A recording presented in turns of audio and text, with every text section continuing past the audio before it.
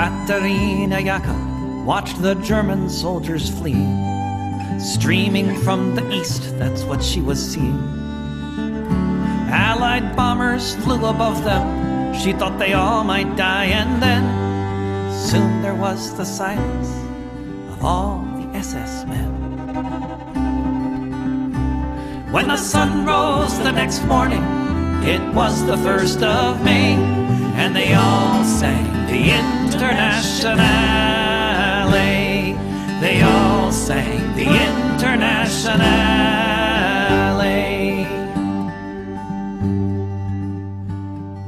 Katerina Jakob saw red flags flapping in the breeze above the Russian tanks, and she fell upon her knees. And so many different voices in so many different tongues sang the most beautiful song that could ever have been sung. In German, Lithuanian, in Polish and in Dutch, a myriad of melodies as never had been such. In Russian and in Yiddish, Italian and French, emerging from the forests beneath the trench. When the sun rose the next morning, it was the 1st of May, and they all sang the Internationale. When the sun rose the next morning, it was the 1st of May, and they all sang the Internationale. They all sang the Internationale. Völker hört die Signale auf zum letzten Gefecht. Die Internationale erkämpft das Menschenrecht. Völker hört die Signale auf zum letzten Gefecht. Die Internationale erkämpft das Menschenrecht.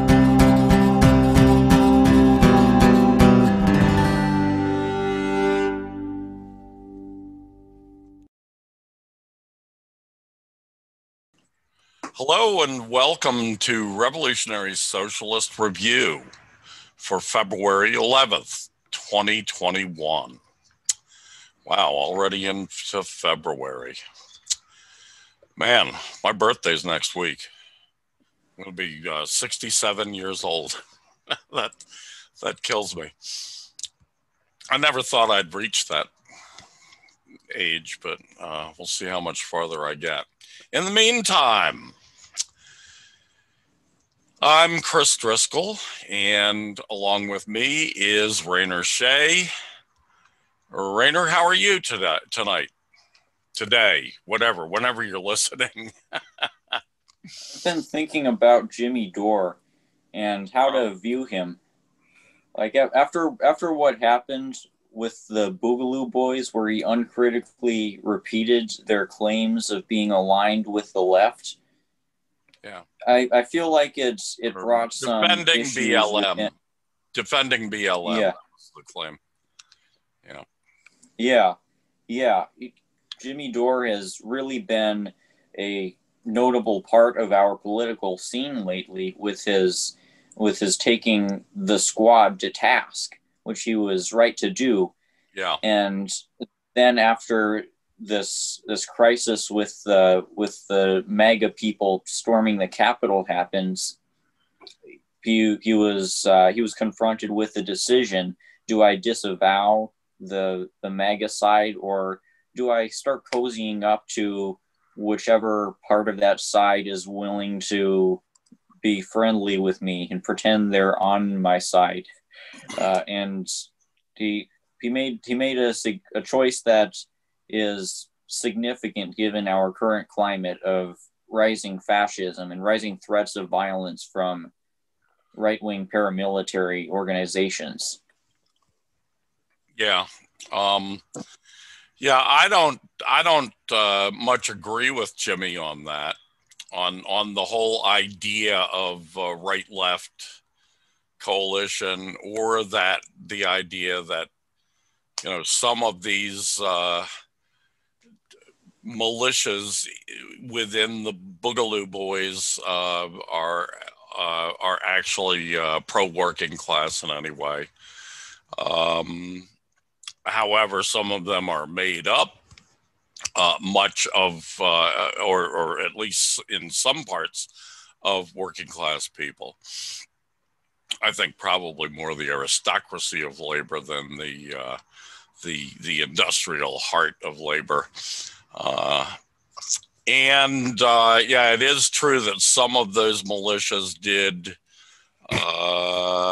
stand and defend BLM, and I think they did that as a tactic, to try to win over BLM forces, because they looked and they saw, well, we're anti-police state, they're anti-police state, so we have something in common. So at least they were reaching out in that way. I don't see a lot of value in a right-left coalition. The Boogaloo Boys, I've looked into this, and the Boogaloo Boys are quite a bit different from, say, what's that other group of nuts that are very... Proud Boys. The Proud Boys, yes. From the Proud Boys. The Proud Boys are avowedly fascist. Whereas at least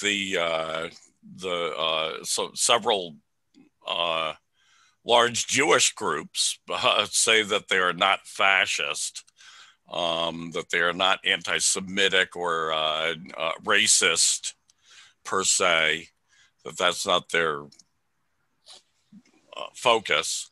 That is, some of the Boogaloo Boy militias are that way. I think Jimmy was talking specifically about a group that's in Minnesota, if I'm not mistaken, which is a little bit more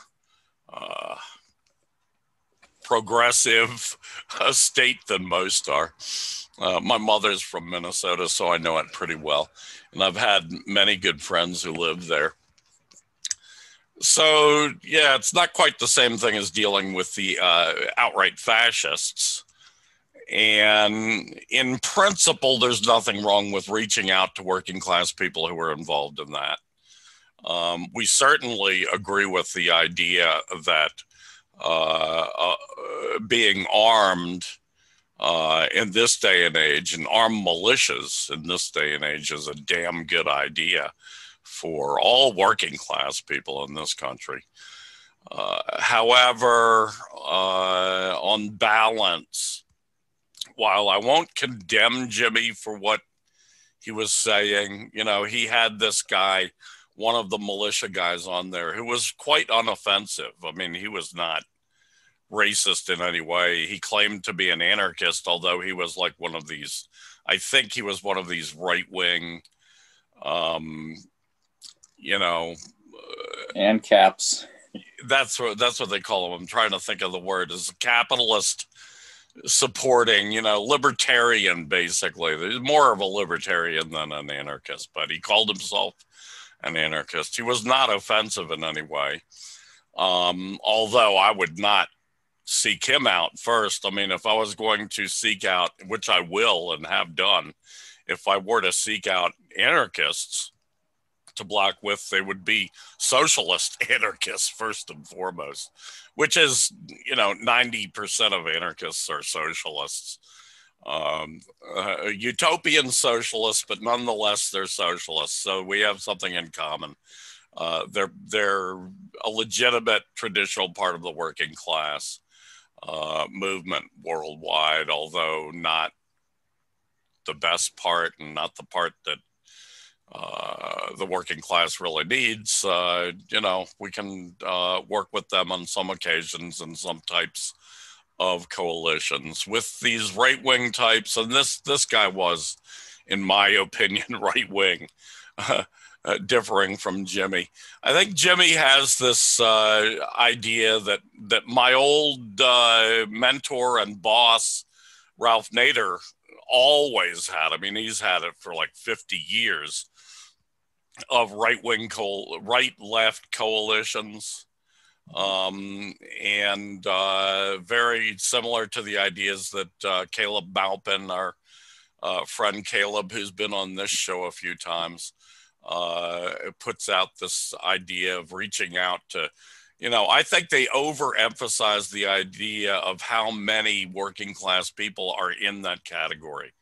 Statistics show, and this is long term, for as long as I've been looking at these statistics for the last 55 years at least, the statistics show that about 1/3 of the entire working class leans on occasion towards that right wing kind of, they call it populist, but it's not populist. It's more fascist than populist. That's the danger, because these are some of the people who end up forming fascist upsurges, fascist groups. So yeah, I mean, I think that that's dangerous myself, and I would steer clear of it, and I would urge Jimmy to steer clear of it. I don't think Jimmy is an enemy or whatnot. He's a comedian, very funny comedian, and he has some really good gut reactions. But in this case, I think he's barking up the wrong tree, just like I think that our friend Caleb Maupin is barking up the wrong tree with this idea. We need to focus on, the other 2/3 of the working class, which is definitely socialist, definitely listening to ideas about socialism, interested in socialism, knows that socialism is the answer. They don't quite know that revolutionary socialism is the answer. A lot of them have been, swayed by the social democrat side of socialism, which is, some people would call it fake socialism, but I'm just going by historic trends, and by historic trends, social democracy is part of the Marxist working class, or was at one time part of the Marxist working class movement. And in the tradition of working class political parties and working class unions and working class movements. So, yeah, I'd steer clear. We've got a fuckload of work to do on winning the socialist wing, which is 2/3 of the working class, over to revolutionary socialism. Fuck the right wing. They're gonna, we don't need them. If the great majority, 2/3 is the great majority. If the great majority of the working class is with us, we'll win. Along with, others in the middle class and from the poor who are also attracted to our views. So those are my views on it. I guess I've gone on way too long on this. I've spent 12 minutes talking about this. But anyway, any more on that before we move on? I wanted to launch into the agenda that we have tonight. No. And I think this agenda is pretty important this time around. There's some really interesting stuff here. First on the list is liberal-imperialist think tank, The Atlantic, and I should mention globalist. I should say liberal-imperialist globalist think tank, The Atlantic Council, calls for U.S. regime change war against China. Now, this is astounding. This is a very important, influential liberal think tank in Washington, D.C., and it is the basically it's funded by European and the United States government, European governments, along with, and it gets a lot of its funding from how would we put, from the Gulf, from the Gulf dictatorships. Let's say the dictatorships of the Gulf, of the Persian Gulf region, Arabic right-wing reactionary dictatorships. Anyway, in an article in Mint Press, mintpressnews.com, entitled Atlantic Council Pens Anonymously Authored Expose Calling for Regime Change in China. Alan McLeod, who's we've mentioned his articles before, he says, I'll just begin here and read you a few clips of this. Influential DC think tank Atlantic Council has printed a 26,000 word report laying out its strategy for combating China. Published anonymously, the report states that the single most important challenge facing the United States in the 21st century is China's growth to rival their own power. To do so, the report states, the U.S. must use the power of its military, the dollar's role as global reserve currency, and American control over technology and communication to suffocate the nation of 1.4 billion people. It advises President Biden to draw a number of red lines past which the U.S. would directly intervene, presumably militarily.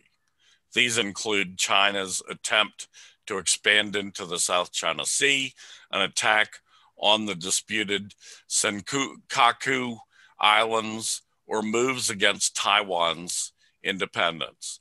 A North Korean strike on any of its neighbors would also necessitate an American response against China, the report insists, because China must fully own responsibility for the behavior of its North Korean ally.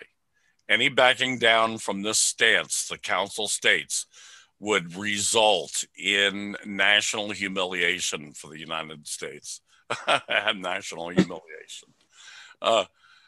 Perhaps most notably, however, the report also envisions what a successful American-China policy would look like by 2050.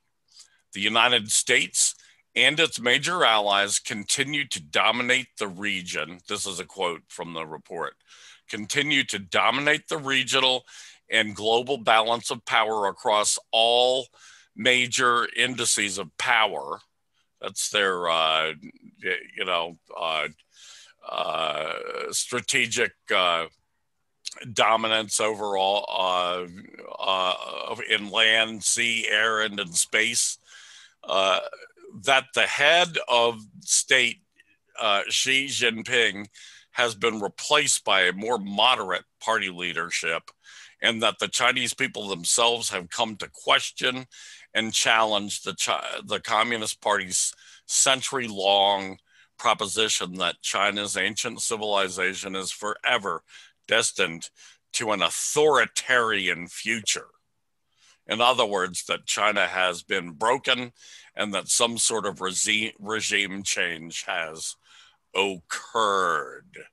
So, yeah, this report, it's astounding in many ways, but essentially, I mean, if you follow the logic of it, this crazy thing is calling for nuclear holocaust. It's calling for risking nuclear holocaust that would destroy all of humanity for the purpose of browbeating and bullying China into a new regime, essentially.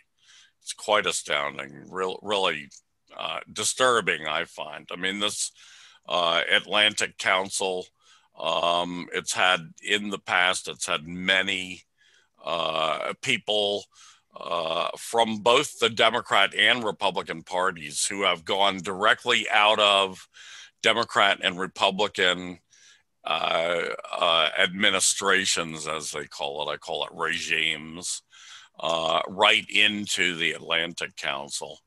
And several of the people that Biden's picked to be in his cabinet come out of the Atlantic Council. So there's a real incestuous relationship.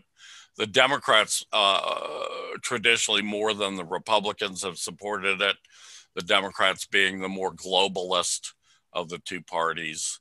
So it's quite disturbing that they are pushing Joe Biden into this idea of red lines. Red lines. It sounds like they're looking for qualifiers, excuses, you could say, to carry out a series of aggressions against China. And it sounds like a nuclear strike against the PRC or against some territory that's surrounding the PRC or is allied with the PRC is entailed within this. You know, this does reflect the tactics that U.S. imperialism carried out to defeat the Soviet Union. Hiroshima and Nagasaki were about intimidating the USSR by showing that Washington was serious about using the bomb.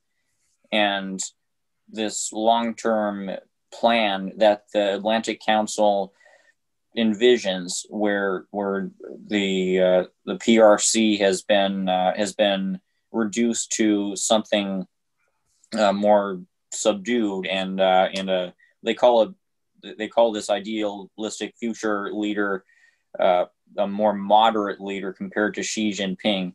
It sounds like they want to do the same thing in China that they did in the Soviet Union, which is help push through the rise of revisionist leaders within the Communist Party, within the ruling party, who work to degrade the dictatorship of the proletariat and therefore allow for a coup to take place, for the imperialists to get someone like Gorbachev to dismantle the structure entirely. This is hinted at in the council's language about how around 2050, when this moderate government is in place, the masses will be able to challenge the Communist Party's continued dominance over the government. So it sounds like what they envision for 2050 is a situation where a revisionist government has been installed, which will allow for China to then be dismantled and perhaps balkanized, turned into a series of avenues for the imperialists to carve up and exploit. Well said. Well said. Yeah, I know. I sent you this article earlier on when it came out, and I noticed you had already been chatting and talking to people about it and alerted people about it. So you were ahead of me on this. But yeah, you hit the nail on the head there. Next on the list, the U.S. is slowly becoming more isolated by Rainer Shea. This article is a response to an essay from last August by the socialist columnist Ben Hillier, who 6 months ago reasonably worried about the idea of U.S. imperialism making a comeback after the losses that it's experienced in these last couple of decades.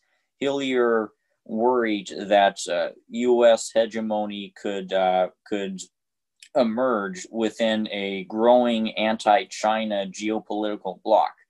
Basically, that Washington, with the help of many other wealthy powers, could force the PRC into submission through a campaign of economic strangulation. He worried that the PRC has become so deeply integrated into the global economy that a successful effort by Washington to lead an economic warfare coalition against China would effectively cripple China's economy and make it so that Washington succeeds in subduing China. And in these last 6 months, I think a lot has changed to make it apparent that Hillier's worries about Washington making a comeback, about Washington succeeding in its economic war against China, a lot of things have come about to make it unfeasible for Washington to carry this out. Firstly, in November, I think in November it was that 15 Asia Pacific countries signed onto an historic trade deal with China that made it so that tariffs between these countries were lowered. And also I think it was in December it was just last month that China reached a deal with the EU to make trade between these countries more functional and to put in place parameters on Chinese state-owned companies while functioning within Europe. So these compromises between these powers have been made. Washington's imperial allies, including Australia, which is for the most part signed on to Washington's economic war against China, these countries have been working towards cooperating increasingly with China towards reaching compromises. And I think this has made it apparent that there's not going to be this huge betrayal on the part of most wealthy countries in the world against China. I think that they're not going to do something so drastic as to go along with Washington's crazy plan to crush China, because obviously China is a rising power and it's in the best interest of these countries to leave it alone. And another thing that Hillier argued was that since the U.S. remains the dominant force in international finance, the U.S. theoretically has the ability to financially crush China. This was indicated in that Atlantic Council report, which recommended the U.S. using its power over finance capital to strangulate China. The thing is, it seems like pretty soon the U.S. is going to have its finance domination diminished, because as we've discussed previously on this show, there are increasing indications that the dollar is going to experience a major fall in value within this next year.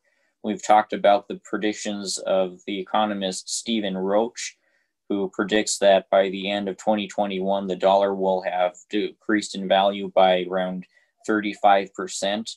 And I think it's increasingly apparent that such a scenario is in store because, well, the dollar has experienced a slump as of late, and as U.S. GDP has obviously declined massively, the Chinese yuan has at the same time been experiencing an uptick. So given these trends, I don't think U.S. finance domination is going to last too much longer. It's for these reasons that Washington's hopes for doing to China what it did to the USSR aren't really present, despite what the Atlantic Council wants. And it's for these reasons that Washington is going to only become more economically isolated. And now we're seeing what happens when capitalism can't expand. The foundations of its economy fall out. It increases austerity, privatization, wage cuts against it, the people within the core of imperialism. I'm trying to explain something pretty complicated, but I think you see what I mean.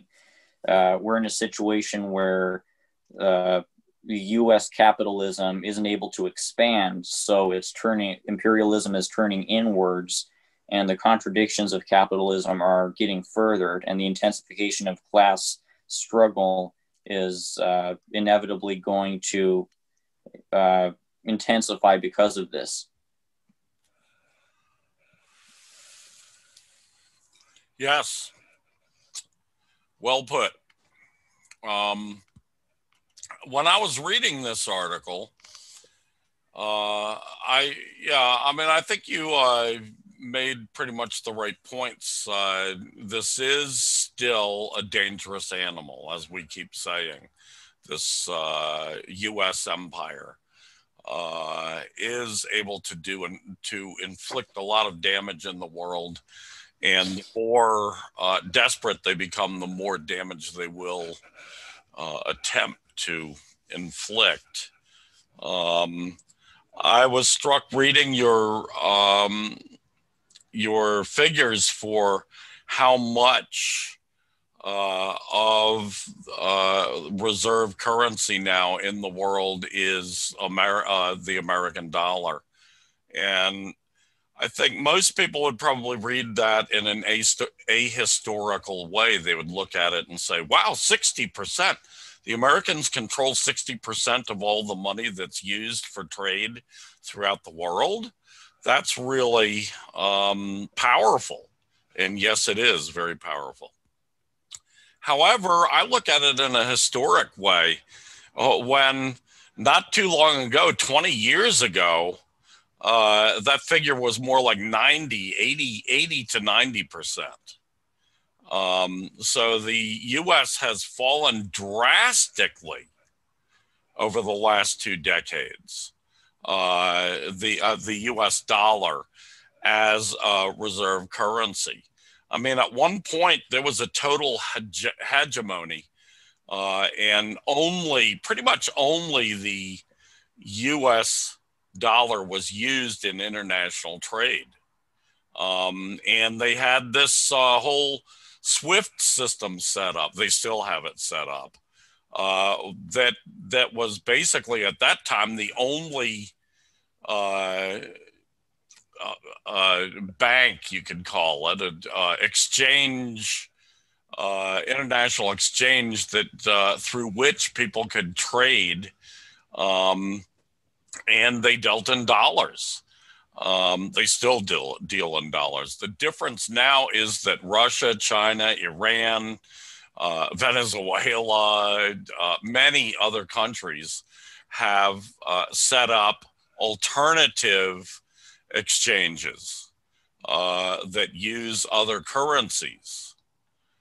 So the power of the U.S. dollar as a reserve currency has tumbled tremendously already. I think we're going to see a huge tumbling in the near future because of these countries that the United States continuously sanctions and carries out economic sabotage against are starting to get smart and get together and say, fuck this, we're big enough to create our own international currency exchanges and trade with our own currencies. And China more and more does that with all the 100+ countries it trades with. Russia does that with dozens and dozens of countries. So we've already seen a real tumble, and that's part of the reason that Marxist analysts, see this great decline in the power, in the hegemony of the American empire. So anyway, job well done. Great article too, by the way. Next on our list, did you have anything else to add? I don't want to step on your toes. Okay, but next on the list, Russia's Sergei Lavrov, who's the foreign minister of Russia, calls out the lies of the Atlanticist imperialists. Uh, this is a fascinating thing.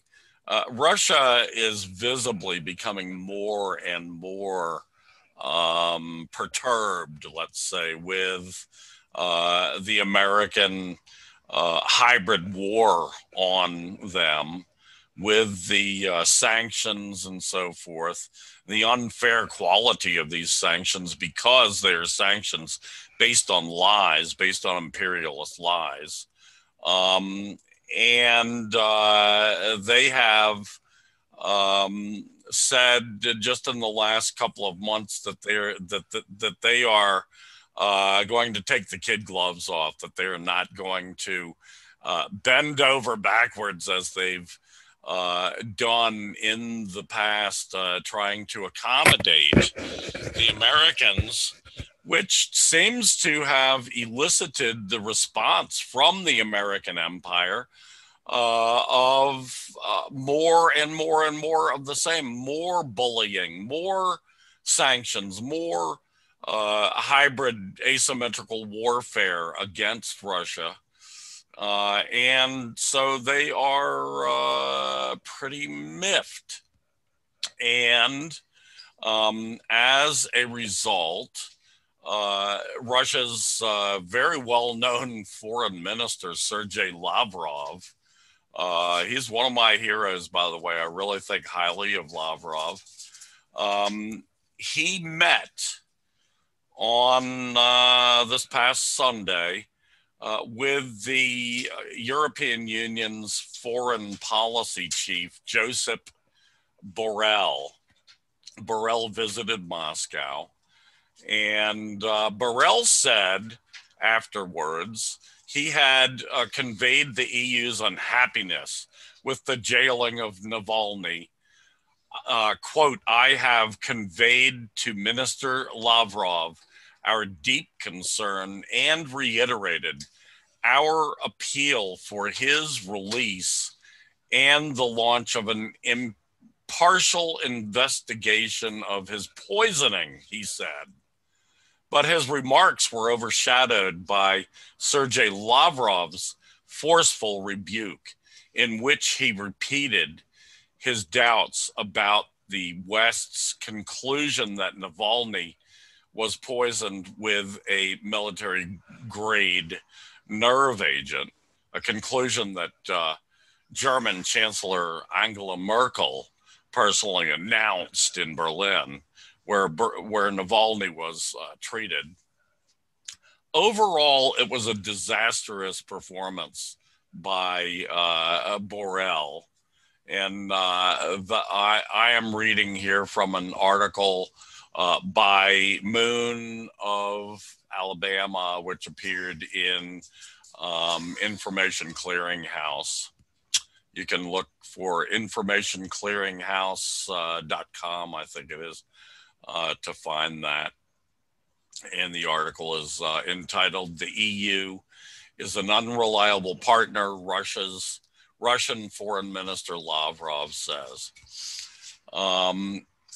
Anyway, Lavrov summed up by saying, we are getting used to the fact that the European Union are trying to impose unilateral restrictions, illegitimate restrictions, and we proceed from the assumption at this stage that the European Union is an unreliable partner, Lavrov said. I hope that the strategic review, the European Council will be meeting in March to do a strategic review. And Lavrov says, I hope that the strategic review that will take place soon will focus on key interests of the European Union, and that these talks will help to make our contacts more constructive.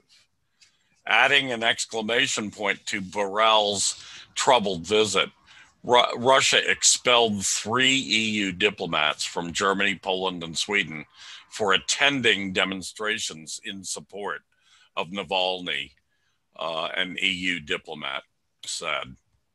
Of course, that's really a no-no in diplomatic.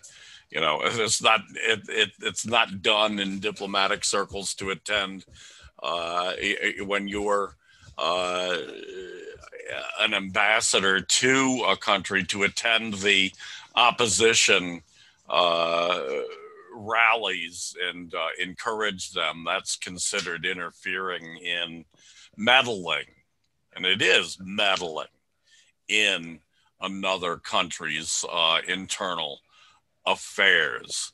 So this, I was encouraged by this.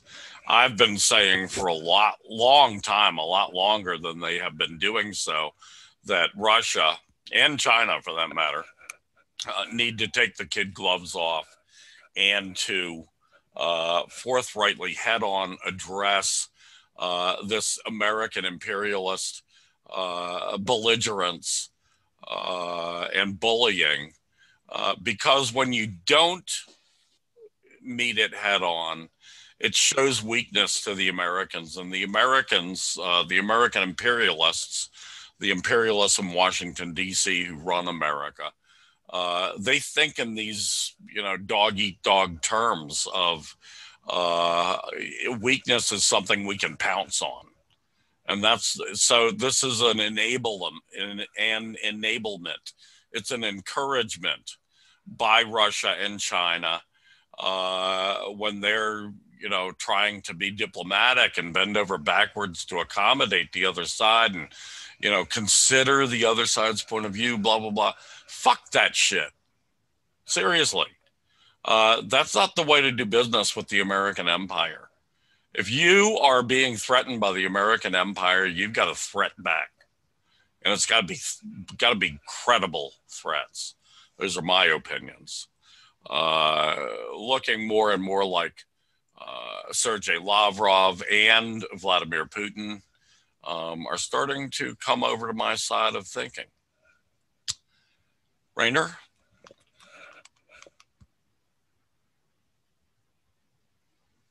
This makes sense, since we've been in this situation in this last decade where Cold War escalations have kept happening relentlessly.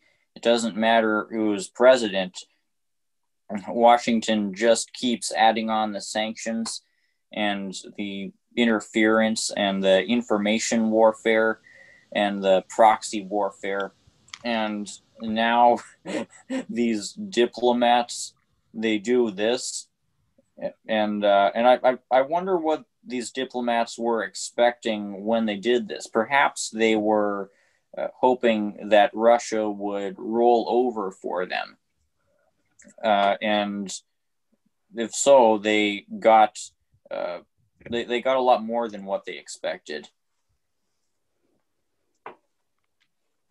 Yeah, exactly. And this is a change in Russia too, because for decades the Americans have been doing this, and the Russian and the Europeans. They've been they've been openly meddling in Russian affairs, as opposed to what the Americans allege about Russia doing that to them. The difference is that Russia has not really done that to them. There's no evidence showing that Russia has done that to the American imperialists, interfering in their elections, blah, blah, blah. But the Americans openly do that and have for decades and decades. I mean, I was just showing someone earlier last week the cover of Time magazine from 1996, where Time magazine has this big ugly caricature of then Russian President Yeltsin, the drunken buffoon Yeltsin, who was basically a puppet of the Clinton regime. And they were boasting about how they got Yankees come to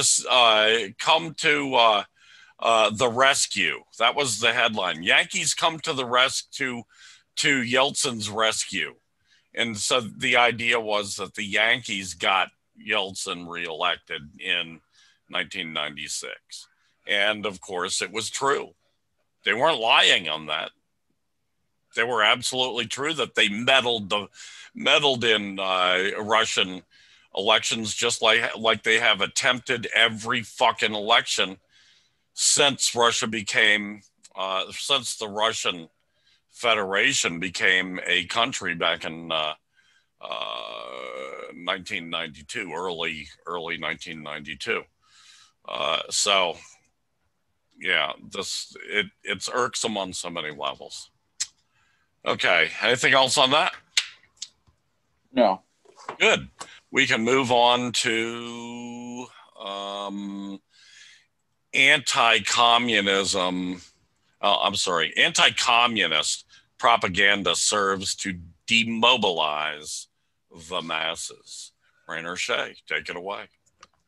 Right. I'm observing the situation we're in, where there's an ever intensifying paradigm of falling wages, of engineered mass unemployment, of austerity, of privatization, of monopolization that goes along with this intrusion of corporate power, corporate mass surveillance, and a war machine that's right now perpetuating the acceleration of austerity in the COVID-19 era.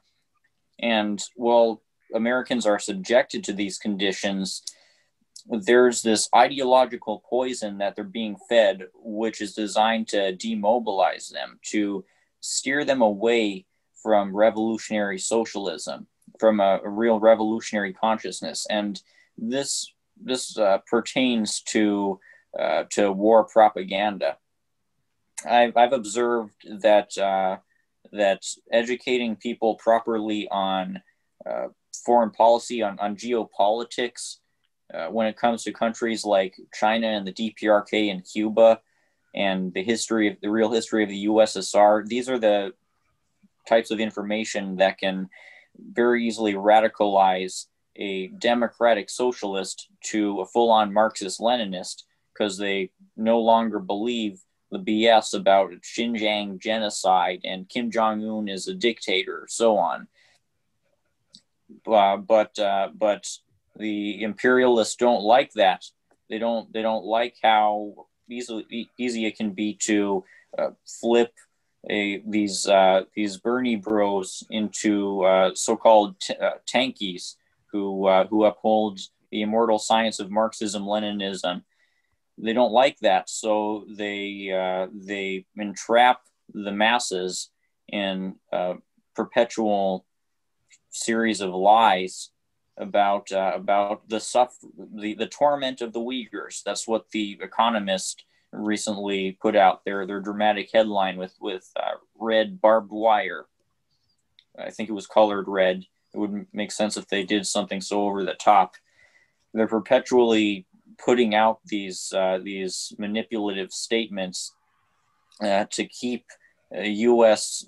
liberals and progressives on the side of U.S. imperialist ideological hegemony, so that they'll keep themselves trapped in this ever-worsening paradigm of neoliberal kleptocracy and exploitation.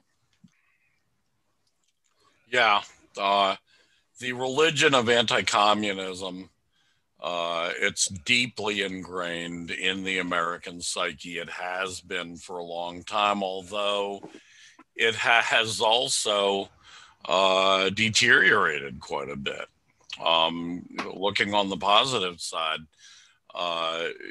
polls show that Americans aren't quite buying it anymore, not at the same level as Americans did in the 50s, 60s, 70s, and 80s. This anti-communist propaganda garbage, this religion, as Vitchek called it, that was a great article too. It's definitely deteriorated quite a bit.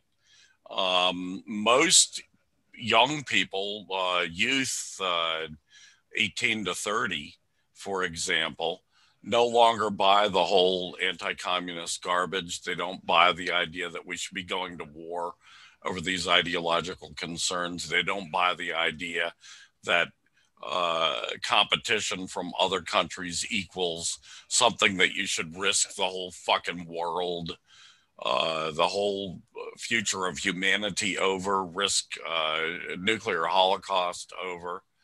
I mean, the figures in the last decade have been astounding as far as how many people, 50% of that youth category, 18 to 30, more than 50%, over 50%, I should say, for the last 10 years consistently have said that they lean socialist, that they consider themselves socialist. Now, as I've always said, that the first step on that journey is usually social democracy. It's usually, like you said, the Bernie Bros and that kind of thing, but it's a journey. Yeah, you're a young person, Rainer. You've gone through this journey. You've experienced it. You've lived through it. You're a shining example of the end result. You're a far-thinking person, an advanced thinker, part of the vanguard. But as things get worse, as the radicalization of the American working class progresses, and as the deterioration of the American hegemony and the American empire progresses, more and more people will be looking to revolutionary ideas. And that's why it's important. Shows like ours, the Revolutionary Socialist Review, and revolutionary socialist political parties, communist political parties, some of them are called. Actually, most of the revolutionary socialists are called. It's important that they're there to answer questions that these young people have. Even among the oldsters, people like me, and in my generation, I'll tell you the figure. When I was your age, 10% of the American public considered themselves socialists. That's quite a bit different from today. Among my generation, 10% considered themselves socialists. I know, because I was there and I was a socialist. I was a revolutionary socialist, and it was lonely back then. It's not quite so lonely now. So yeah, this anti-communist shit, it has exactly the effect that your article describes, and it's insidious, and it still has a grip on many people in the United States. But we're making huge progress. The radicalization is making huge progress. So there's the yin and the yang, the positive and the negative in that story. Okay, anything more on anti-communist propaganda? What if you called radicalization radicalization?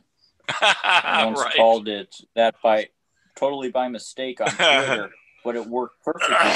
I replaced the A with the E. Yeah, that's perfect. I love it. Radicalization. I'm going to steal that, if you don't mind. I'll start using it. We'll proliferate that idea of radicalization. That's perfect. I need to get myself a red cap for that. Yeah, that's tremendous. I like that a lot. Okay. Next, another one from Rainer Shea.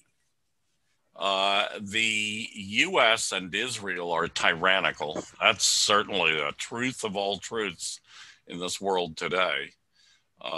When the U.S. empire is the greatest threat to the future of humanity in the history of humanity.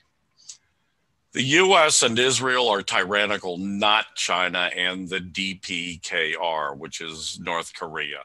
That's the official, the Democratic People's Republic of Korea is the official name of North Korea. Americans typically know it as North Korea.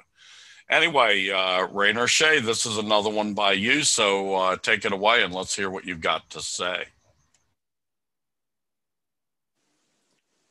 It's notable the nature of the propaganda that we're fed about China and the DPRK in particular, because I feel like they perfectly mirror all of the truths about the United States and Israel. By this, I mean China and the DPRK are portrayed as the two paragons of necropolitics, of tyrannical rulership. China is portrayed as a belligerent imperialist force that's putting its people in concentration camps and has created a horrifying police state which enforces forced labor, horrible manufacturing sector exploitation. And the DPRK is portrayed as a tyrannical dictatorship that puts ethnic minorities in concentration camps, and that shouldn't even be viewed as legitimate because of all the terrible atrocities that it continuously commits. And it's incredible, the irony of this, because the United States and Israel respectively mirror what they paint China and the DPRK as being. And all of these accusations that they level against these two countries are totally baseless. Even the one about Chinese exploitation in the manufacturing sector, an academic study that my article links to has found that this idea is a myth. And there's no video or photographic evidence of any of the atrocities that the DPRK is accused of. On the other hand, there's continuous video and photographic evidence of Israel abusing, killing, mistreating the Palestinians under its occupation. Israel has created the world's largest open-air concentration camp in Gaza, where people are deprived of food, water, and medical care and subjected to perpetual bombings and shootings of civilians. The Palestinians living under Israel's jurisdiction are subject to extreme state authoritarianism, where there's checkpoints and severe movement restrictions and police, quasi police forces who continuously abuse them. It's really the kind of horror that we're told North Korea represents, and of course the United States is everything that we're told China represents, which is to say concentration camps, cruel exploitation of workers, a brutal police state, a terrifying surveillance state, and imperial. Yeah, the contrasts certainly are astounding, aren't they? Between the hypocrisy, the contrast between the U.S. I mean, I don't consider Israel anything more than, as former Secretary of State Alexander Haig once said, Israel is an American aircraft carrier planted in the middle of the Middle East. And I think that's the perfect description of what Israel is for, what the Zionist state occupying Palestine is for the American empire. It's a projection of direct American imperial power into the oil-rich southwestern Asia. So I don't consider them any real player on their own. They're just a puppet, essentially, a dangerous, really dangerous puppet, a puppet with an M16. But the U.S. empire definitely, I mean, it's tyrannical. Absolutely. We've seen that. We've seen it with, them sending in federal police agents in black uniforms with no insignia, no badges, no identification at all, black bagging protesters in Portland not too long ago. Literally, like they do in like they did in Fallujah in Iraq, capturing these people, throwing black bags over them and kidnapping them. That's tyrannical. That's tyranny. And that's just the tip of the iceberg. That's not what you and I as Euro-Americans, we don't experience a lot of what just the average black American experiences today, or brown American, vis-a-vis the American police state. And it's no wonder that literally tens of millions of Americans of all stripes of life, of all classes, of all colors, of all ethnicities, came out over this last three-quarters of a year protesting the American police state. It's amazing. And yet they project all that. They claim that that is what China or the DPRK is, which is, it's not even the pot calling the kettle calling the pot black. It's it's far worse than that, because this is the blackened pot, talking to the brand new shiny pot, totally clean. And yet they project what they are, their tyranny, onto them. Well done job once again, Rainer. Next on our list, Strategic Command Chief, U.S. This is the U.S. Strategic Command Chief. Says the U.S. must consider the possibility of great power competition, crisis, or direct armed conflict with a nuclear capable peer. That's a direct quote from this guy. This guy is his name is, let me get it here. His name is Admiral Charles A. Richard. He is the head of Strategic Command for the U.S. For the Pentagon, for the U.S. military, and according to Alan McLeod, there's another one from Alan McLeod at mintpressnews.com. So you can go look at Mint Press News for this great article, which was published on February 5th, just last week, in Mint Press News. And Alan says, writing in the U.S.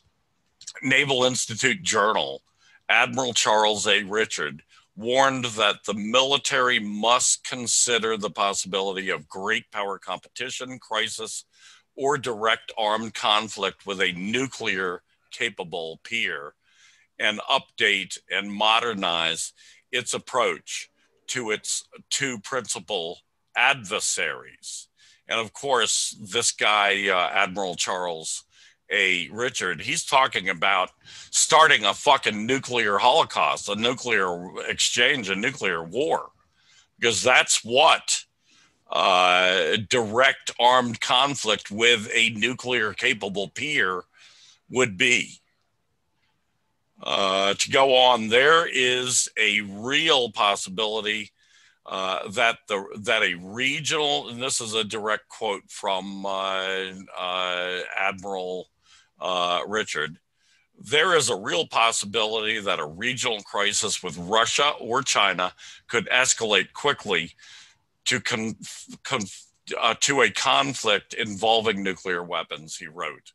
demanding that the United States prepare for the conflict we prefer instead of the one we are likely to face. Richard accused China of making technological leaps in capabilities in every domain. So China is very technologically advanced. That's his accusation. And Russia of aggressively modernizing its nuclear forces. He concluded that the probability of nuclear use is low, but not impossible, particularly in a crisis as our nuclear-armed adversaries continue to build capability and exert themselves globally, and that the U.S. risks suffering embarrassment or worse if they do not.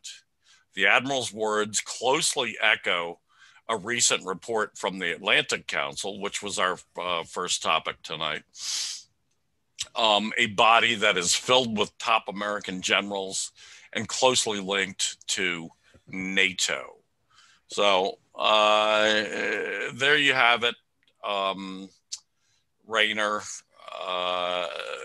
This is one more example of the high and mighty in Washington, D.C. Now that President Biden has become the American emperor, calling for, pushing for, promoting nuclear war, insane as that is.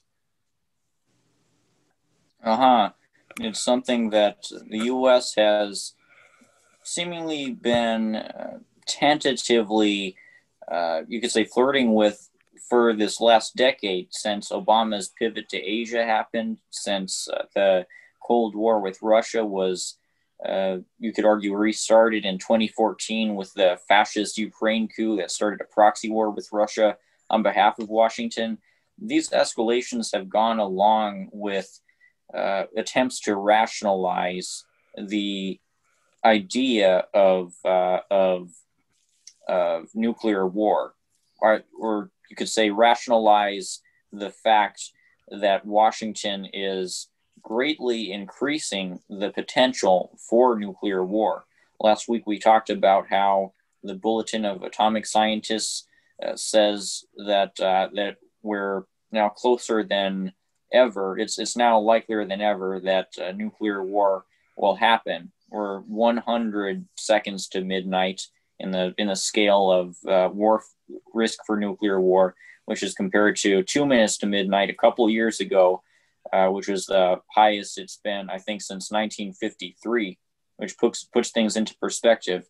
There's an arms race going on that's more dangerous than that of the most dangerous points of the Cold War, the 20th century Cold War.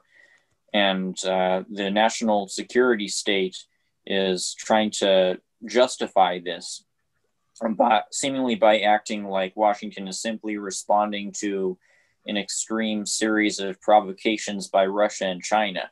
They act like this is the only thing that the United States could ever possibly do. And, you know, they're not wrong. This is the nature of the United States. This is the nature of imperialist reaction. Yes, absolutely the nature of imperialist reaction. It's frightening to me because although I don't think that they're stupid enough to deliberately intend to start a nuclear war, these things can quickly spiral out of control. And we've seen it in the past. The only thing that stops them is the consideration that they will also be wiped out. Most of them anyway. So last on our list tonight, big news from Ecuador. Of course, Ecuador was one of the red tide, pink tide, they called it, countries in South America. It's right at the northern most part of South America. And the past president, Correa, who was president until 2 years ago, was quite a radical, and he was very simpatico with other socialist countries in Latin America, like Nicaragua, Venezuela, so on and so forth, Bolivia. Then he promoted his vice president to be his successor, Lenin Moreno. Ironic, the name, the first name, full of irony.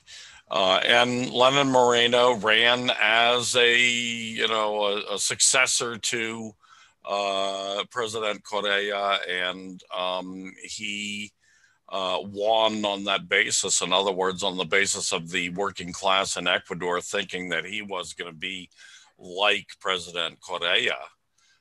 But as soon as he got in, he switched. He turned into a turncoat, 24, what it was, a 360 degrees, spin around and aligned with American imperialism. And Ecuador has been suffering ever since. Ecuador has suffered from a great increase of fascist tendencies. This guy, Lenin Moreno, reminds me a lot of Mussolini in Europe a century ago, because Mussolini, had been the editor of the Socialist Party's national newspaper. He was a leading socialist, and then he turned fascist. He not just turned fascist, he invented the word fascism. He invented the idea of this new kind of ultra racist, ultra nationalist political party. That has been Lenin Moreno's MO here. It's almost as though he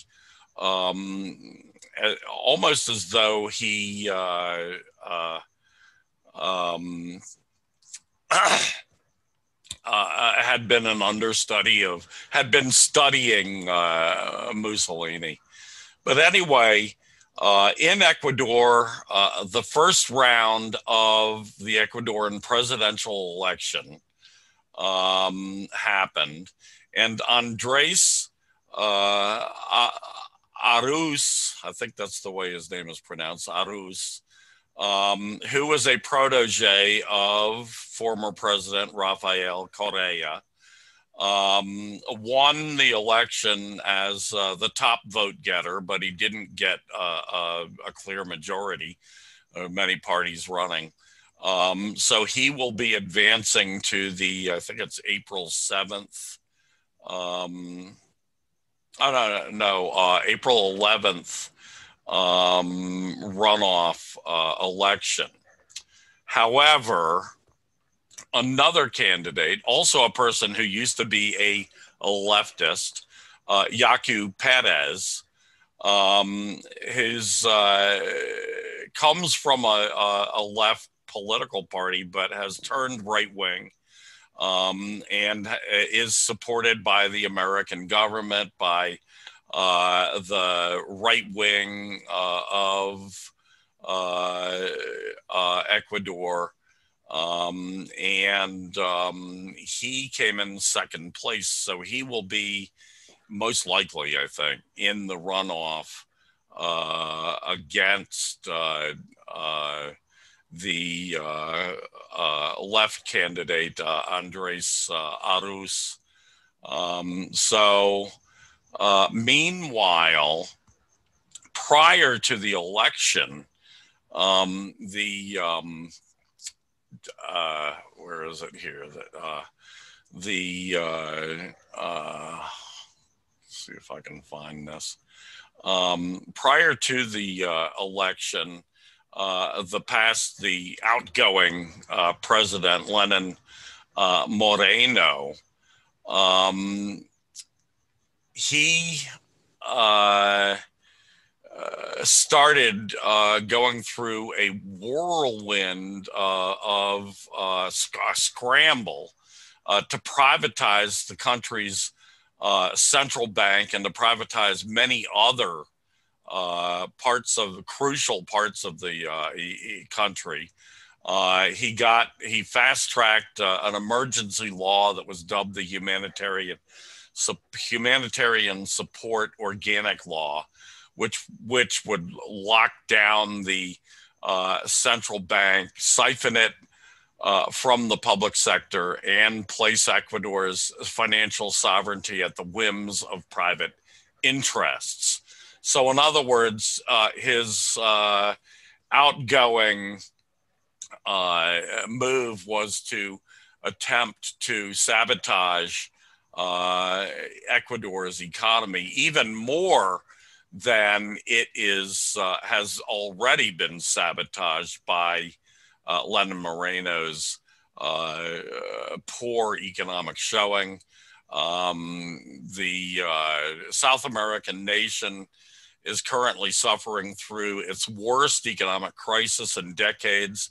Poverty is skyrocketing, corruption is rampant, and the US-backed government, the outgoing US-backed government, has shown itself to be deeply undemocratic, at least according to Ben Norton from the Gray Zone.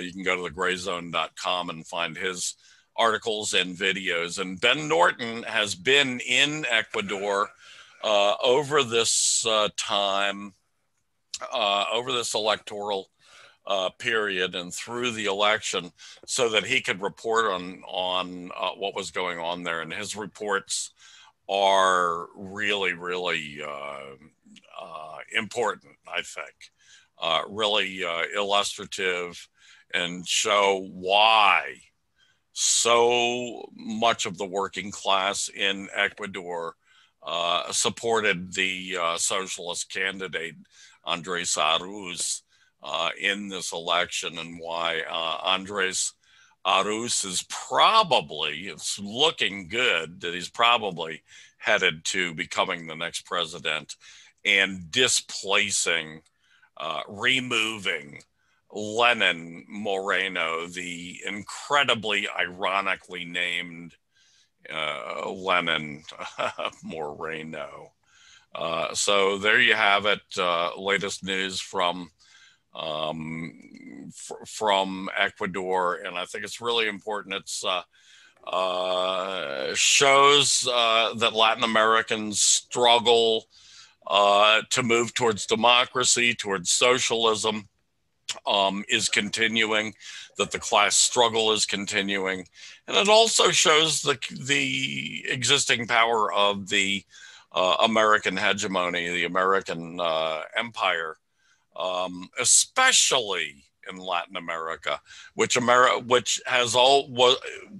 was the start of the American empire, where the first foreign lands that the American empire conquered outside of the contiguous 48, as they call it.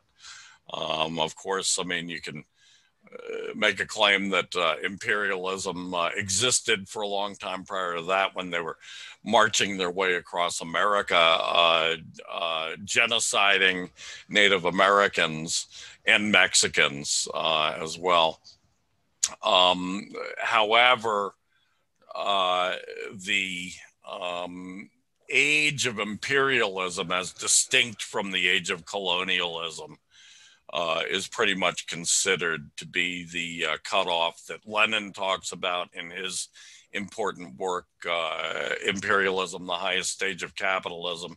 And that is usually by experts considered to have started in 1898. And at that time was the very time when America was entrenching itself in Latin America, which they considered their backyard, so to speak, as they always called it, and starting their globe-spanning empire. which of course expanded far, far greater than that after World War II. So there you have it. I've been following this election, and I've concluded that after the Bolivia coup, the attempts to manufacture consent for more Latin America coups are crippled now, because everyone now knows that the Organization of American States told deliberate lies that installed a murderous anti-democratic regime in Bolivia. So now the imperialists, both in Bolivia and in Ecuador, have to lay low for now. If they were to start vilifying the current Bolivian government as authoritarian, like they were doing prior to the Bolivia coup, it would be too transparent. And if they were to start accusing the anti-IMF candidate in Ecuador of election fraud, it would be too transparent. So we're going to have to see how they'll be able to narratively justify whatever subversion attempts they try in the future. It's like they shot themselves in the foot with this botched coup in Bolivia that couldn't last more than a year. Yeah, they don't seem to be able to get it right. Of course, I mean, they had the most bumbling, inept president ever in the history of America as their president during that time. We'll see if Biden does any better, but you know, Biden's a senile old pedophile. I kind of doubt that he's going to do any better in regards to reestablishing America's imperial hegemony over the rest of the world, America's tyranny over the rest of the world. I don't think that's going to happen, but we'll see. He's got the tools necessary. He's certainly gathered around him some, smart globalist players who will presumably kind of slowly take over from him, from the inept, senile president.